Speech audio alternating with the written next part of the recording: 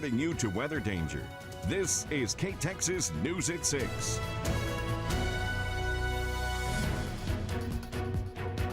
The Ktxs news station received significant damage. A station built in 1966 outstood decades of severe weather coverage. But on June 8, 2025, Ktxs News on Channel 12 went dark as a collapse took place and power was lost. Last night, collapsing the roof and destroying her tower. Debris and water damage ruined the inside. Thankfully, no one was injured at the station.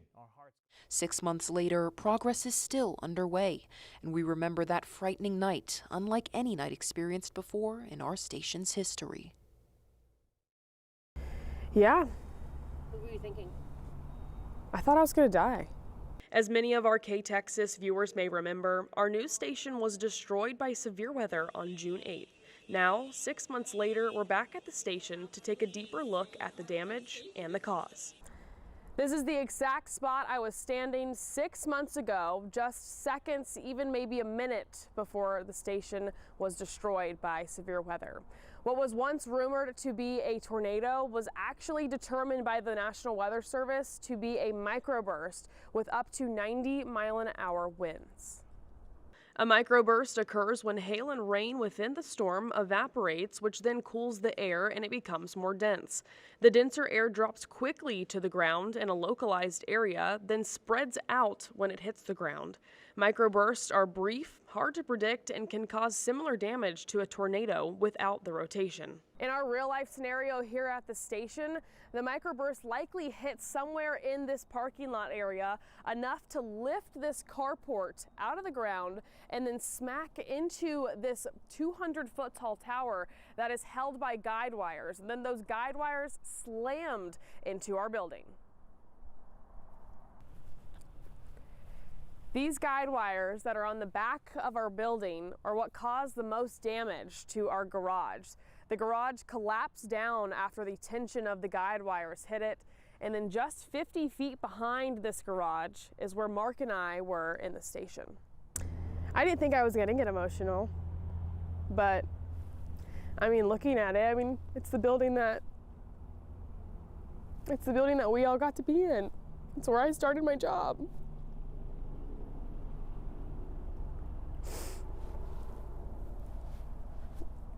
It just puts it into perspective. I don't really like to think about it that often, but when I do, it's a bit harder. It does bring back a lot of memories. I spent a lot of really early mornings at this building and met a lot of my best friends at this building, and I mean, we're still our station, absolutely, but you can't bring back everything that happened in there.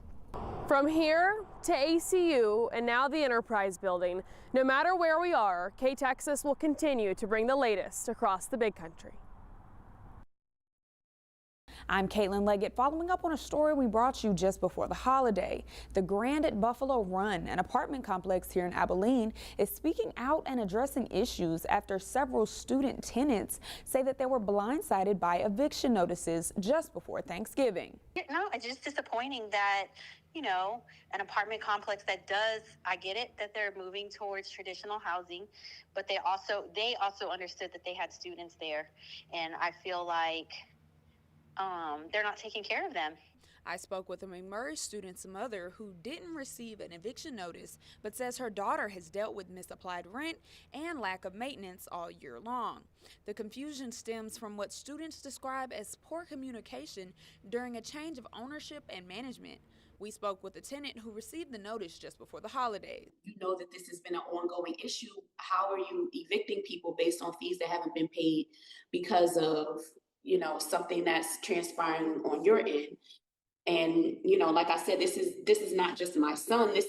There's a whole lot of students that are in the exact same situation as him. Management at the company who acknowledges that when it changed hands in July 2025, updates were communicated, but not all residents received or understood.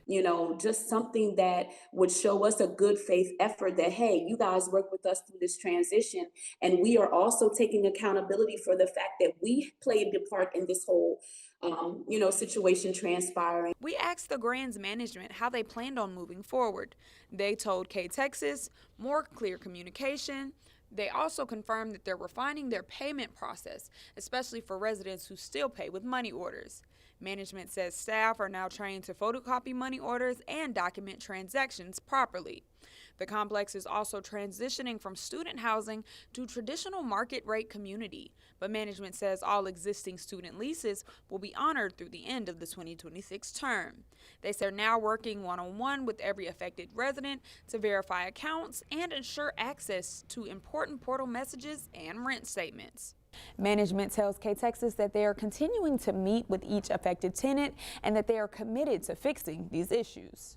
Good Monday evening, everybody. We are going to have a warmer than normal week for the most part, but we do have two fronts on the way that will drop our temperatures down on Wednesday for the most part, and coming in through Friday as well, that could drop our temperatures down this weekend, mainly for Saturday, Sunday into Monday.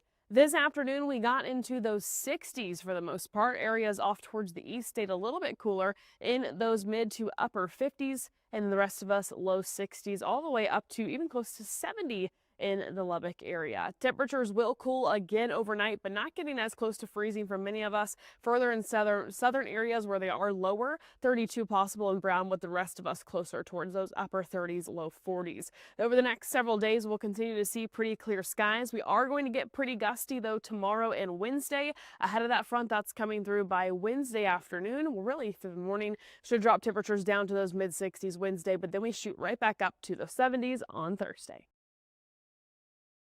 I'm Alex Webb here in South Abilene, where investigators are piecing together the details of a fatal stabbing that took place here on Saturday. Abilene police responded to a call about a woman who was stabbed, and the suspect had already left the scene.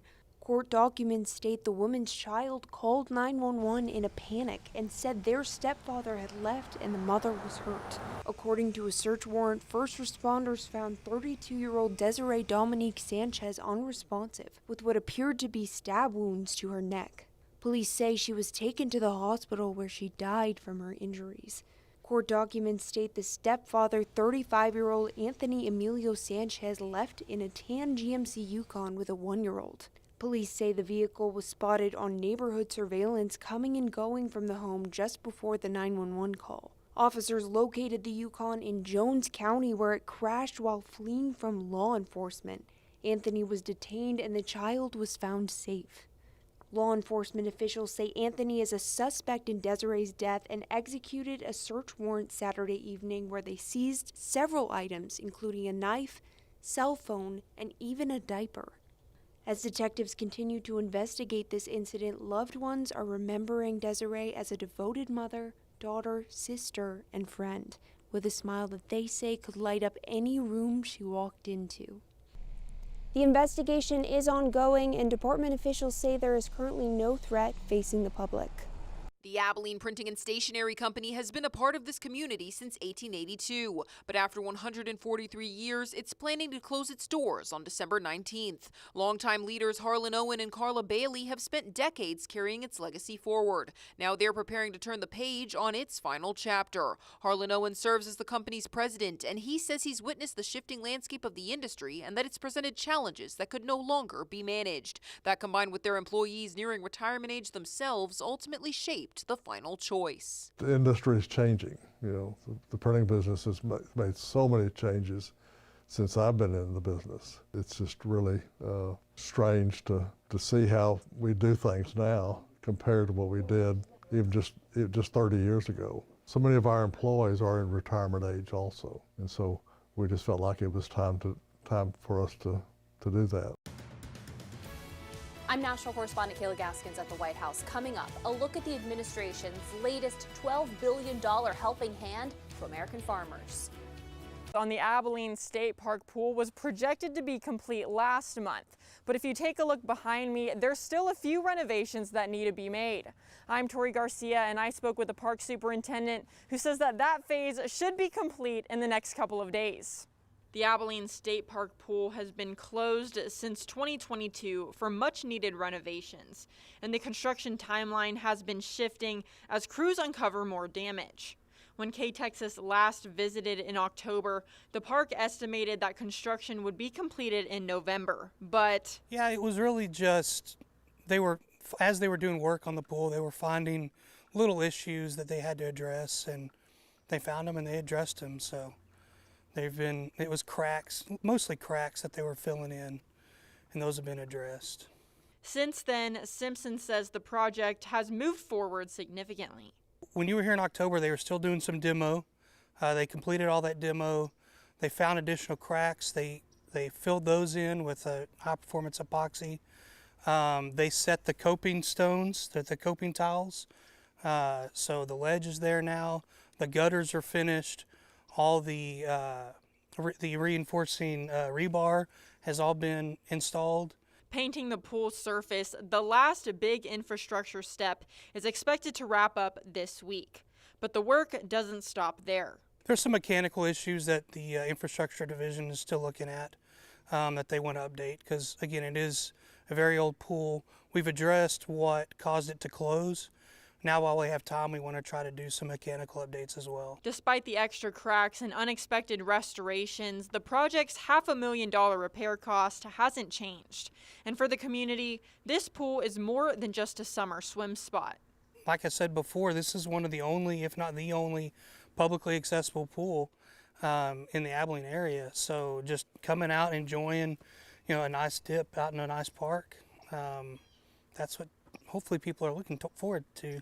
Even with the minor delays, the park superintendent says he hopes the pool will be open to the public in the summertime.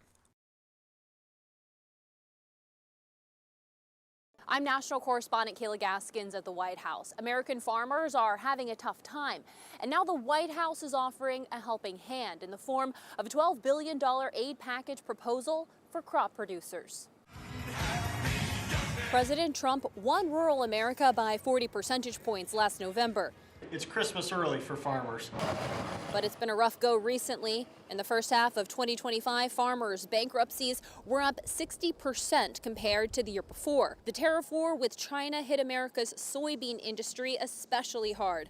Aluminum and steel tariffs made farm equipment more expensive, and spats with Canada impacted the price of fertilizer. The United States will be taking a small portion of the hundreds of billions of dollars we receive in tariffs. We are making a lot of money from countries that took advantage of us for years. President Trump hoping $12 billion will ease the heavy burdens. This relief will provide much needed certainty to farmers as they get this year's harvest to market and look ahead to next year's crops. 11 of the $12 billion will go towards propping up crops such as soybeans, rice, corn, wheat, and cotton. The remaining $1 billion will go towards fruits and vegetables, doled out based on market need. History has shown helping farmers with operating costs and market stability issues can help the American consumer by bringing down food prices. This comes as affordability continues to be a top concern for voters. The economic pinches Americans felt under former President Joe Biden partly paved the way for Trump's White House return. But Americans say the pain persists as inflation stays steady. The Democrats caused the affordability problem, and we're the ones that are fixing it. While Trump has secured numerous wins, his advisors urging him to better connect with Americans on the economy or risk being pummeled by the same political blows as his predecessor. President Trump will be in Pennsylvania Tuesday to give a speech on the economy. It will provide a glimpse on if the president will make any changes to his messaging on affordability. Reporting from the White House, I'm Kayla Gaskins for the National News Desk, America's News Now. The city of Early invites the community to experience the expanded Holly Jolly Tree Trail.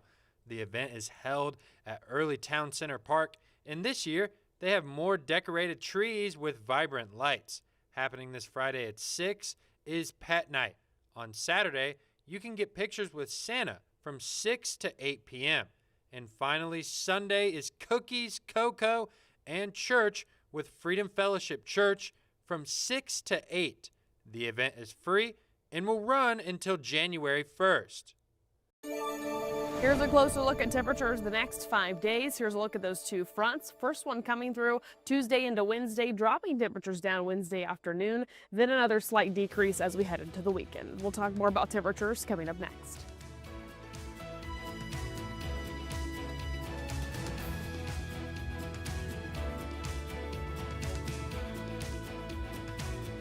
this afternoon got to much warmer temperatures back into those 60s, but this morning started off very cool in those 30s for many of us. Areas off towards the east got into those upper 50s, while the rest of us further out towards the west got into those low 60s, with even places reaching to the mid to upper 60s.